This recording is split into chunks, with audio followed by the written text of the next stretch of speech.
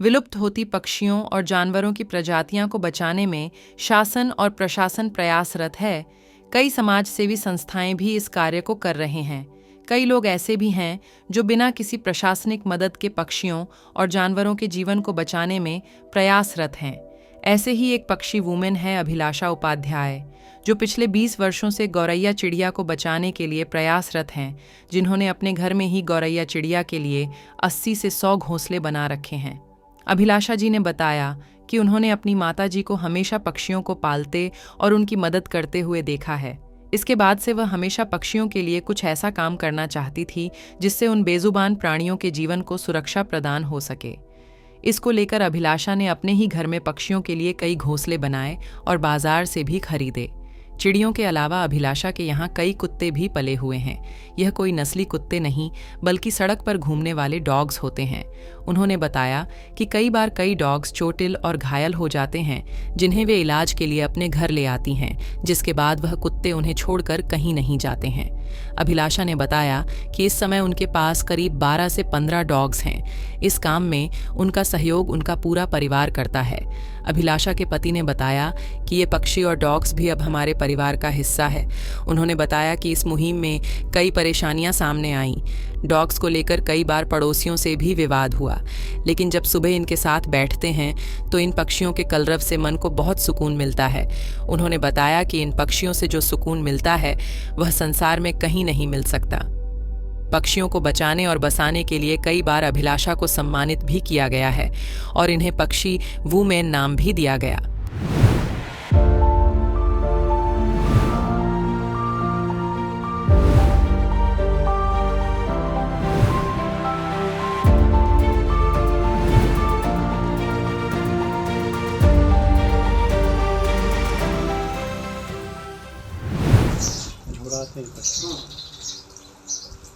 आराम से थोड़ा शादी के दे सब जगह घूमती है माता। ओके ओके नहीं डरना डरना मोटा जरा बात खाली डरती है ना, जब जैसे भीड़ भाड़ डरती है तो ये मेरे बालों में घुस जाती है, इसलिए मुझे डर लगता है। बड़ा लगाव है और ये कहीं ना कहीं मैं मानती हूँ कहीं ना कहीं हमारा फैमिली है, क्योंकि मेरी माँ को बड़ा लगाव है जानते हैं, क्योंकि वो बकरियाँ वगैरह रखना, वो आज भी मेरे पूरी फैमिली सब लोग लोग उनके साथ रहते रहते इतना हो गया कि हमें इतना जुड़ाव हो गया कि जब तक घर में जानवर ना रहे हमें शांति नहीं मिलती। अभी तक शायद आपको यकीन नहीं होगा, मैंने कम से कम। क्या नाम है आपका? जी मेरा नाम अभिलाषा उपाध्याय है। आज आपने इतने पक्षियों को आशियाना बनाया है, इसकी प्रेरणा कहाँ से मिली है? जी इसकी सबसे पहली प्रेरणा तो मेरी माँ से मुझे मिली थी, क्योंकि वो उन्होंने अपने घरों में कई घर में जानवर पाले हुए थे, जिसका सबसे ज़्यादा वो बकरियों का पालन पोषण, जो भरण पोषण होता है जानवरों को, जो देसी जानवर होते हैं, जो घरेलू जानवर होते हैं, उनसे कहीं ना कहीं वो लगाव रहा है। और ये कहीं ना कहीं इनबॉर्न होता है। मैं आपको बताऊँ, ये लगाव बनाया नहीं जाता, ये अंदर से ही होता है, क्योंकि पशु पक्षियों के प्रति लगाव होना ये कहीं ना कहीं इनबॉर्न है। इसको आप ना तो पैदा कर सकते हो ना ख़त्म कर सकते हो। ये काम कब से कर रहे हैं? मुझे 21 से 22 साल हो गए लगभग। जब मैं कक्षा 9 में थी तब से मैंने इसकी शुरुआत की थी। लोग भी इस क्षेत्र में आगे बढ़ें, लोग भी आएँ और उसको क्या क्या मतलब प्रेरणा देना चाहते हैं? देखिए मैं ये बोलना चाहूँगी कि देखिए बहुत बड़ा काम नहीं है ये। अगर देखा जाए, अगर बोलते हैं ना कि अगर आप काम करना चाहते हैं तो जहाँ चाह होती है वहाँ राह अपने आप बन जाती है। ज़्यादा बड़ा काम नहीं है। अगर आप छोटे छोटे घोंसले बना करके ही अपने घरों में लगाना शुरू कर दें, घर से ही स्टार्ट करें अगर आप तो ये जो बुंदेलखंड में आज की डेट में जो ये सूखा और इन सब चीज़ों की परेशानियाँ हो रही है ना, छोटे छोटे प्लांटेशंस और बर्ड्स को अगर आप संरक्षित करते हैं तो इससे ही बहुत ज़्यादा सहूलियत आपको मिलने लग जाएगी। उन नन्हे पक्षियों को अगर आप दाना और पानी दे रहे हैं, कुछ नहीं करना है, मट्टी के छोटे छोटे बर्तन ला करके अपने आप छतों पे लगा सकते हैं। जो छाजे हमारे घर के बाहर होते हैं आप उनके वहाँ पर रख सकते हैं। छोटी छोटी कटोरियों में आप दाने उनके लिए रख सकते हैं। इससे ही बर्ड्स आपके घर में आना शुरू हो जाएंगे। मैं गौरैया के अलावा भी किसी और जीव के लिए आपने सोचा है या सिर्फ गौरैया है? नहीं, कई वर्षों से तो पिछले मैं स्ट्रीट डॉग्स के लिए काम कर रही थी, गाय के लिए काम कर रही थी, गायों के संरक्षण के लिए मैं काम कर रही थी। इसके अलावा मैंने जैसे कि अभी आप गौरैया की आपने बात करी, मैंने कोई पर्टिकुलर पक्षी सोचा नहीं है कभी भी। जो पक्षी हमारे यहाँ आता है उनको संरक्षण प्रदान हम करते हैं।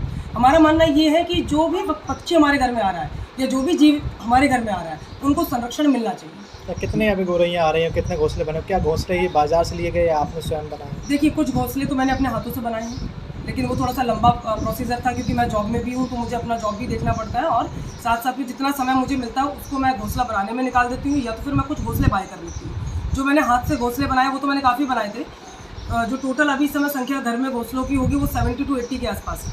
अच्छा, इस काम में क्या जॉब जो बता रहे हैं आप इसमें काम कर रहे हैं उसमें प्रभावित नहीं होता ये सब? जी बिल्कुल प्रभावित होता है, क्यों नहीं होता, कई बार प्रभावित होता है, लेकिन उसमें समय निकालना पड़ता है। मैंने कहा ना कि कुछ ना कुछ आपको हानि होती है, लेकिन उस हानि में कहीं ना कहीं संतुष्टि छुपी है मेरी, तो उसको मैं वो बोलते ना कन्वर्जन कर देती हूँ कि नहीं ठीक है, मैं बाहर जाती, बाहर मार्केट में 2 घंटे बिताती, उससे बेटर है कि मैंने इनको टाइम दे दिया।